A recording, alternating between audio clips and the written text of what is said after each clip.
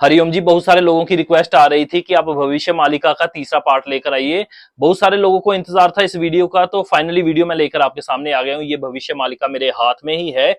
आज तीसरा भाग हम पढ़ेंगे। वैसे दो भाग हमने कंप्लीट कर दिए, जिन्होंने नहीं देखे हैं वो जाकर एक बार देख सकते हैं, हमारी पुरानी वीडियोज में आपको मिल जाएंगे दोनों भाग। अब तीसरे भाग के ऊपर शुरू करते हैं आज की समीक्षा। उससे पहले एक छोटा सा मैसेज सुन लीजिए। जब हम किसी ग्रंथ की समीक्षा करते हैं ना, तो हम उसकी निंदा नहीं कर रहे होते, ठीक है। समीक्षा एवं निंदा में अंतर होता है। समीक्षा होती किसी चीज को तथ्यों पर परख कर देखना, या जिस चीज से आधारित वो बताई गई है। जैसे कि मान लीजिए इसमें लिखा हो कि कोई बात पद्म पुराण में लिखी गई, तब हम मिला के देखते हैं क्या वहां पर ऐसी कोई बात लिखी गई है या नहीं लिखी गई है, ठीक है।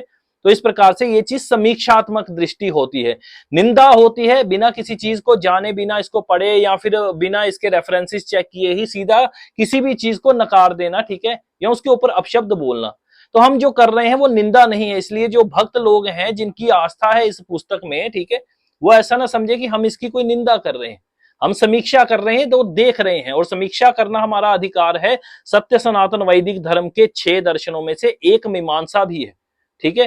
तो मीमांसा हमें पूर्ण रूप से स्वतंत्रता देता है। हम किसी भी ग्रंथ की समीक्षा कर सकते हैं। अब ज्यादा नहीं बोलूंगा, चलिए वीडियो शुरू करते हैं आज की, और देखते हैं तीसरे भाग में हमें क्या मिलता है। तो ये है भविष्य मालिका, ठीक है। तीसरा अध्याय हमने खोल लिया है।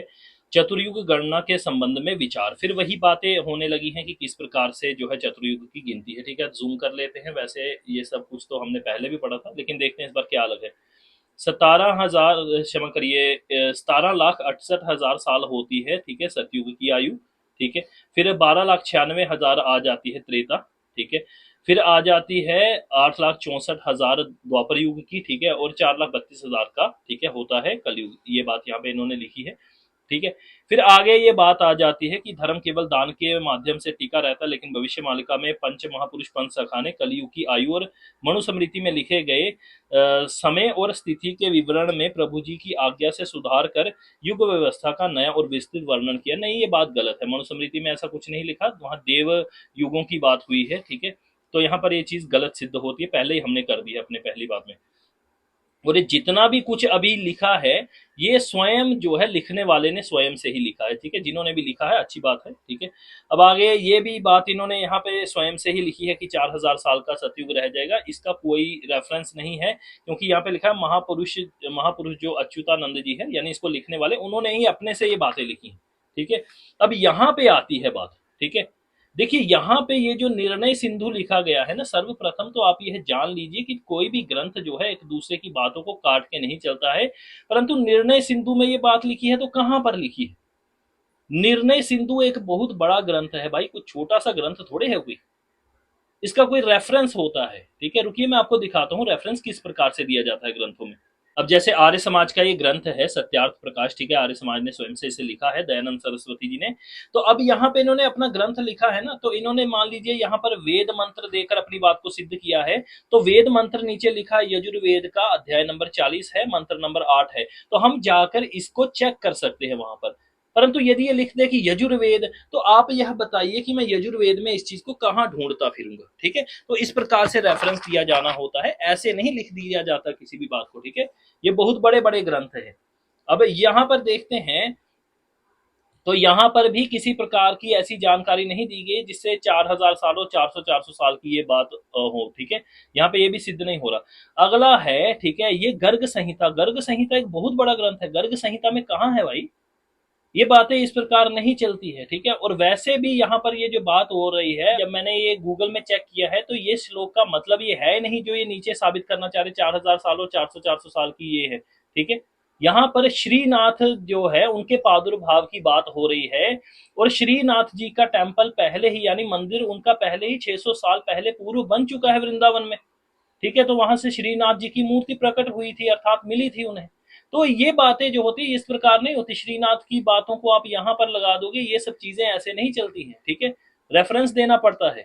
तो इसी प्रकार से फिर आगे चल के भी अपनी ही बात को स्वयं से सिद्ध कर रहे हैं। अच्युतानंद जी हैं, ठीक है, यहाँ पर भी अच्युतानंद जी ही अपनी बात लिख रहे हैं। आगे है, फिर वही बातें आ जाती हैं कि 5,000 साल का भोग होने के बाद शनि मीन राशि में प्रवेश करेंगे। 2025 का संकेत है, उस समय मनुष्य समाज के लिए भयानक आपदा आ पहुंचेगी, ठीक है। उसी समय भक्त लोग मालिका ग्रंथों का अनुसरण करेंगे। अरे आपकी बात ही झूठ सिद्ध हो रही है। यहाँ पर अनुसरण तो बात की बात है, यहाँ पर तो समीक्षा कर रहे हैं, ठीक है। तो ये सारी की सारी चीजें जितनी भी लिखी हैं इनका कोई आधार नहीं है, ये इन्होंने स्वयं से लिखी हुई बातें, ठीक है। ऐसे थोड़े है मैं कुछ भी लिख दूं का, आप कह सकते हो कि दोहा बना के या अन्य चीजें बनाकर, ठीक है, तो वो आप सिद्ध थोड़े मान लेंगे, पूछेंगे ना ये सब जानकारी आपको कहाँ से मिली। तो इसी प्रकार से ये सारे के सारे दोहे जो हैं, अब मैं थोड़ा जूम आउट ही कर देता हूँ, ठीक है। सारे के सारे दोहे जो हैं इन्होंने स्वयं से ही लिखे, और ये जितने भी पेज हैं इस अध्याय के, मैं इनकी फोटो लेकर डाल दूंगा, ठीक है, डिस्क्रिप्शन में नीचे डाल दूंगा लिंक, आप जाके सारी सारी खुद पढ़ सकते हैं, ठीक है। तो इस बार कहते हैं, जिसमें उद्धव के प्रश्न का उत्तर देते हुए श्री कृष्ण कहते हैं, कलयुग के 5,000 साल भोग होने के बाद महाप्रभु अपना नीलाचल धाम त्याग कर कल की अवतार के लिए मानव शरीर धारण करेंगे। कहीं नहीं लिखी हुई बात भाई ये, ठीक है, कहीं ग्रंथ में नहीं लिखी हुई। अगर उद्धव भक्ति प्रदायिनी नाम से स्वयं किसी संप्रदाय ने ये ग्रंथ लिखा है तो फिर उसमें हो सकती है। उद्धव जी का सारा प्रकरण जब भागवत महापुराण में है, और भागवत महापुराण हमारे पास उपलब्ध है, तो उसमें बताना चाहिए ये कहाँ पे लिखा है, ठीक है। तो ये सारी की सारी चीजें इन्होंने स्वयं से यहाँ पर लिखी हुई हैं, और ये जितने भी दोहे हैं ये भी स्वयं इनके ही है। तो अंततः आज के यहाँ से जो है अध्याय से यही निकल कर आता है कि पहला तो इन्होंने यहाँ पर कोई बात नहीं लिखी, और गर्ग संहिता का ये श्लोक जो है श्रीनाथ जी के लिए है, उनका प्रागट पहले ही 600 साल पहले हो चुका है। वो यहाँ पर ये बता ही नहीं रहा कि 4000 साल का कलयुग होगा, ठीक है।